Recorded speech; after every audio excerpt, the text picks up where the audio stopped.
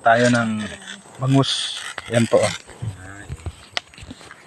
Yan ang iihawin natin. Yan.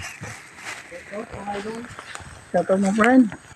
Ayan na po mga friend, binalot na sa dahon ng saging. Yan po ay isi-celebrate natin yung Father's Day. Yan, ano po ang masasabi ninyo mga friend ngayong Father's Day? Kaway-kaway naman dyan. Welcome aboard. Shout out dyan sa mga father. I-celebrate natin yung Father's Day para maging happy naman tayo, hindi puro trabaho. Yan, nag-ihaw-ihaw muna tayo mga friend. Friend, linagay na po sa ihawan. Ligaw na tayo. Yan na po, inihaw na, malapit ng maluto yan mga friend. Kabilis na. Ayan na po, maluluto na siya oh. Yan, malapit na siyang maluto. Maraming mauubos nito.